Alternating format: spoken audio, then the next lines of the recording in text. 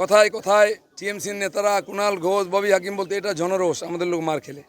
আমি বলবো একবার জনরোষ দেখাবো, যে গায়ে কাপড় থাকবে না, চামড়া থাকবে না। সেই জন্য সাবধান থাকুন। আপনার খোকাবাবু যে ডায়লগ দিয়েছে 4 তারিখের পরে কোন দিল্লির বাপ দেখে নেবে, তোর বাপ কোথায়, তোদেরকে কে দেখবে, তোদের তো বাপই ছিল না কোনোদিন, মাই ছিল খালি। বড় কথা বলিস, বিজেপি বলে বেঁচে আছো, নাহলে সব গাছে টাঙা হতো। 2-1 দিনের মধ্যে ক্ষমতার নেশা কেটে গেলে চুপচাপ কালীঘাট চলে যাবে। এ পুরোনো অভ্যাস ওনার। হ্যাঁ, না করবো না, দেবো না, তারপর লাইনে এসে যান। পাবলিক গলা ধাক্কা দিয়েছে, এখন কোথায় থাকবে না, রিটায়ারমেন্টের বয়স হয়ে গেছে। পাবলিক বলছে সন্ন্যাসে যান, ম্যান্ডেট এসে গেছে। তার বিরুদ্ধে উনি কোর্টের বিরুদ্ধে যাবেন, নির্বাচন কমিশনের বিরুদ্ধে যাবেন, সংসদের বিরুদ্ধে যাবেন, এখন পাবলিকের বিরুদ্ধে যাবেন। জীবনে উনি কাউকে বিশ্বাস করেননি, পাবলিককে বিশ্বাস করেননি, এখানকার ভোটারকে, তাই ফলস ভোট দিতেন। পুলিশকে বিশ্বাস করতেন না, আর পার্টি লোককে বিশ্বাস করতেন না, এখন পাবলিক ওনাকে বিশ্বাস করেনি। এই ক্ষেত্রে যেটা আপনি একটা টার্ম ইউজ করেছিলেন, ওই টার্মটা একবার আপনার কাছ থেকে শুনতে চাই। শাড়ি পরা। হ্যাঁ, শাড়ি পরা ডোনাল্ড ট্রাম্প তার একদম জীবন্ত নমুনা। আর আজ আমি বলিনি, 2 বছর আগে বলেছি যে ট্রাম্প যেদিন নাটক করছিলেন যে আমি ছাড়বো না, আমি হারিনি, লোকজনকে রাস্তায় নামিয়েছিলেন, সেদিন আমি বলেছিলাম আমাদের এখানে শাড়ি পরা ট্রাম্প আছেন, ইনি হারলেও ক্ষমতা ছাড়বেন না। দেখুন সেটা ঠিক হয়েছে, আর ওনার মতো ইনাকেও জিতে হয়। 4 জনের নাম মুখ্যমন্ত্রী হিসেবে তীব্র জল্পনায় উঠে আসছে, তার মধ্যে আপনার নামটা আছে। যতক্ষণ না হচ্ছে আপনার নামটাও ঢুকিয়ে দিন, কিচ্ছু করেন না, জল্পনা করতে কি আছে, লটারি করব। দাদা, নাজার থানার ওসি সহ অনেকেই বলছে যেভাবে পোস্টপোল ভায়োলেন্স হচ্ছে, পুলিশ কার্যত পুলিশও আক্রান্ত হচ্ছে। কোনো ভায়োলেন্স হয়নি। আমি খড়গপুরে বলতে পারি টিএমসির লোকেরা টিএমসির অফিস ভাঙছে, দখল করছে, মারছে। জোর করে পুলিশ দিয়ে লোককে টিএমসি করানো হতো। তারা 5 বছর নয় 15 বছর অত্যাচার সহ্য করেছে। জনরোষ কাকে বলে দেখে নিন, এখনও হয়নি। আমরা বলেছি হিংসা নয়। কথায় কথায় টিএমসির নেতারা কুণাল ঘোষ ববি হাকিম বলতে এটা জনরোষ, আমাদের লোক মার খেলে। আমি বলবো একবার জনরোষ দেখাবো, যে গায়ে কাপড় থাকবে না, চামড়া থাকবে না। সেই জন্য সাবধান থাকুন। আপনার খোকাবাবু যে ডায়লগ দিয়েছে 4 তারিখের পরে কোন দিল্লির বাপ দেখে নেবে, তোর বাপ কোথায়, তোদেরকে কে দেখবে, তোদের তো বাপই ছিল না কোনোদিন, মাই ছিল খালি। বড় কথা বলিস, বিজেপি বলে বেঁচে আছো, নাহলে সব গাছে টাঙা হতো। এখন আমি বলছি আমাদের কর্মীদেরকে ছাগলদের মেরে বদনাম হয়েও না, ছুঁচো মেরো না, মারলে বাঘ মেরো, সিংহ মেরো, দিলীপ ঘোষের মতো। আচ্ছা, মমতা বন্দ্যোপাধ্যায়, অভিষেক বন্দ্যোপাধ্যায়ের বাড়ির সামনে থেকে সমস্ত পুলিশ, অতিরিক্ত সমস্ত গার্ডরেল সব কিছু রিমুভড, সরিয়ে নেওয়া হলো। দিল্লির বঙ্গভবনে 42 জন পুলিশ ছিল, 72 জন বসে বসে খেত, আর এখানকার পেটি পেটি টাকা যেত গাড়ি করে, ট্রেনে করে, সেগুলো জজ থেকে আরম্ভ করে সবাইকে দেওয়া হতো। সব তথ্য আমার কাছে আছে। কোনো পাবলিককে, বাংলার লোককে ওখানে রুম দেওয়া হতো না, আমাদেরও দেওয়া হতো না, এমপিদের মেলেদেরকে, তাদেরকে লাত মেরে তাড়ানো হয়েছে। আর এখানে কালীঘাটের যে রাস্তা হরিশ মুখার্জি রোড এতদিন বন্ধ ছিল, সেটা খুলে গেছে। এরকম পশ্চিমবাংলায় কোনো ব্যারিকেড থাকবে না, কারোর সামনে, সব খুলে দেওয়া হবে। রসায়ন জনগণ অনেক আগের থেকে মন ঠিক করে রেখেছিল, আপনারা বুঝতেই পারেননি। আমি ভোটের দিন আগেও, ভোটের দিন সকালেও বলেছি 200-এর বেশি আসন পাবো, রিভার্স হবে। তাই হয়েছে। যে মানুষের সঙ্গে থাকে, মানুষের মনের কথা বোঝে, সে জানে মানুষ কত কষ্টে ছিল। এই মহিলাদের উপর অত্যাচার, এই লুটপাট, এমন কোনো বাংলায় মানুষ নেই যাকে লুট করা হয়নি, অত্যাচার করা হয়নি। সরকারি যোজনার টাকা থেকে আরম্ভ করে জমি বাড়ি দোকানপাট সব জায়গায় লুট করা হতো। স্কুলে বাচ্চা ভর্তি করুন, পয়সা দিন। হসপিটালে বয়স্কদের ভর্তি করুন, টাকা দিন। এতে আপনি শ্মশানে যান, সেখানেও টাকা দিন। মানুষ যাবে কোথায়? তাই মানুষ এটা করতে বাধ্য হয়েছে। যেখানে কোনোদিন ভাবিনি জিতবো, সেটা জিতেছি। প্রথম সিট জিতলে আমরা কাঁদি, কোনোদিন আলোচনা করা হয়নি, কিন্তু জিতেছি। যখন জনতার খেপে যায়, এরমই করে। সেই জন্য মমতা ব্যানার্জি বুঝতে পেরেছেন জনতার মুড। চলে যান, নাহলে আপনাকে গলা ধাক্কা খেতে হবে।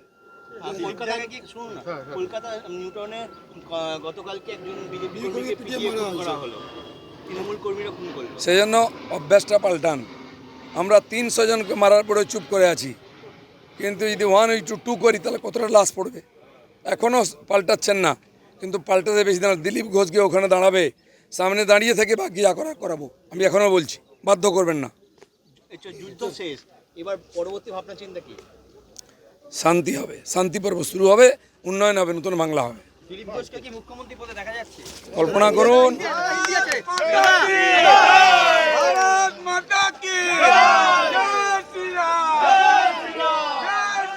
দু একদিনের মধ্যে ক্ষমতার নেশা কেটে গেলে চুপচাপ কালীঘাট চলে যাবে।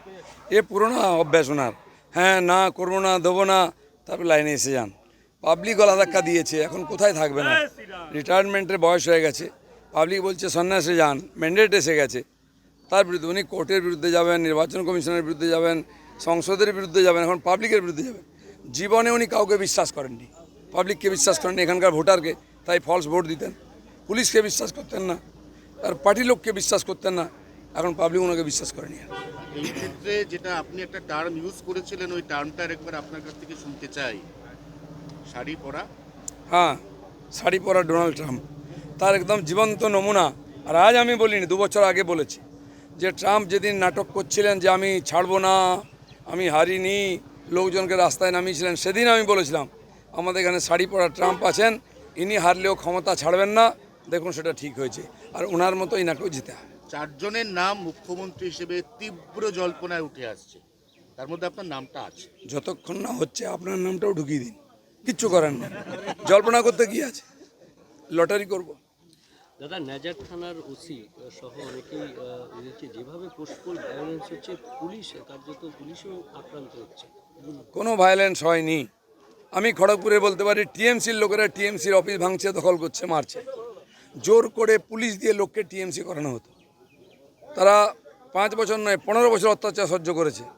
জনরোষ কাকে বলে দেখে নিন, এখনও হয়নি। আমরা বলেছি হিংসা নয়।